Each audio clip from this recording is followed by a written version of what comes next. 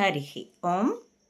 వీక్షకులారా, పంచతంత్రం సంపూర్ణ నీతి చంద్రిక నుండి మొదటి తంత్రం మిత్రలాభాన్ని మనం విచారణ చేస్తూ వస్తున్నాం. మొదటి వీడియోలో నూకలకి ఆశపడి వలలో చిక్కినటువంటి పావురాలు ఆ సలహా ఇచ్చిన ముసలి పావురాన్ని తిడుతూ ఉండగా నివారిస్తూ చిత్రగ్రీవుడు ఆ పావురాల గుంపుకి లీడర్ నాయకత్వం వహిస్తూ ఉన్నవాడు. అతడు చెప్పాడు, మన బుద్ధి ఏమైంది, ఏదైనా ప్రమాదం వచ్చినప్పుడు షాక్ అయి ఉండకూడదు, అలా ఉండడం విపత్కాలమందు విస్మయము కాపురుష లక్షణం. కాబట్టి ఇప్పుడు ధైర్యము తెచ్చుకొని ప్రతీకారము చింతిప్పుడు. షాక్తో ఉండి టైం లాస్ అవ్వకూడదు. అవతల మనం ఇప్పుడు ప్రమాదంలో చిక్కుకొని ఉన్నాము. వేటగాడొచ్చి మన ప్రాణాలు ఉత్తరిస్తాడు. కాబట్టి సొల్యూషన్ ఏంటో, పరిష్కారం ఆలోచించాలి, అంతే తప్ప ఒకరినొకరు నిందించుకోవడం కాదు అని చెప్తూ కొనసాగిస్తున్నాడు. ఇప్పటికి నాకొకటి తోచుచున్నది, మీరందరూ పరాకు లేక వినుడు. ఒక్కసారిగా మనమందరము వల ఎత్తుకుని ఎగిరిపోవుదాం. మనము అల్పులము, మనకి కార్యము సాధ్యమవునాయని విచారింప పని లేదు. సంఘీభవించి ఎంతటి కార్యమైనను సాధింపవచ్చును. గడ్డి పరకలు సహితము వెంటిగా నేర్పడి మదపుటేనుగును బంధించుచున్నవి. మీరు విచారింపుడు. దీనికంటే మంచి సాధనము మీ బుద్ధికి తగిలినా అది చేయుదము అని విని, మీరు చెప్పినదే సరి, ఇంతకంటే మంచి సాధనము లేదని చెప్పి పావురములన్నీ విచిత్రముగా గగన మార్గమునకు ఎగిరాను.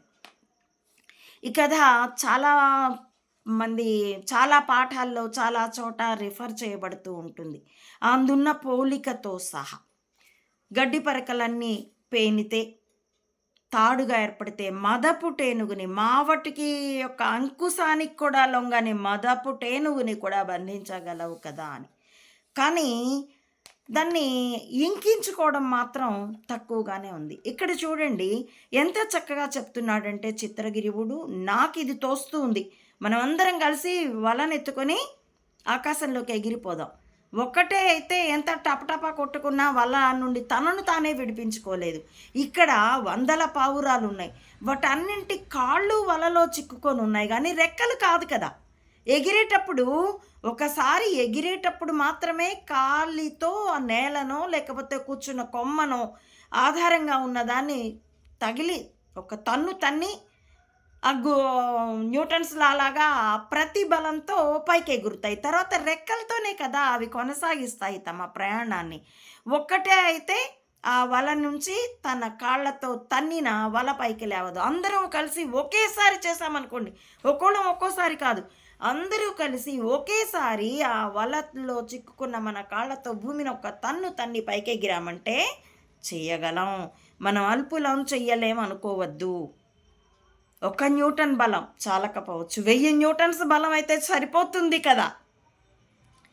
కాబట్టి అందరము కలిసి ఒక్కసారే ఐక్యంగా ప్రయత్నిస్తే గడ్డి పరకలు మదపుటేనుగుని బంధించినట్టుగా మనం మన పని చేసుకోగలం. కాబట్టి ఇంతకంటే నాకు ఇంకో ఉపాయం తోచట్లేదు. మీరు ఆలోచించండి, ఇంతకంటే బెటర్ ప్లాన్ కనుక మీకు తోస్తే అదే చేద్దాం. అది నాయకుడి లక్షణం.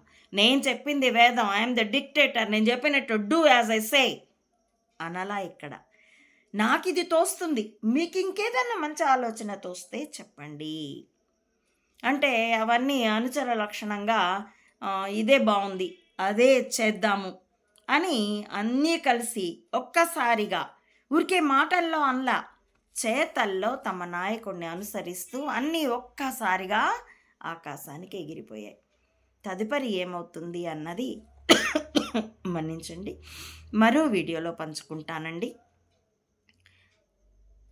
నా ఈ వీడియోల కంటెంట్ మీకు నచ్చితే please like, share and recommend my channel to others as well. Subscribe it. Please support Ammavudi Mata Anantananda to spread the truth of either spying or spirituality up to the roots of the society. Thank you for watching.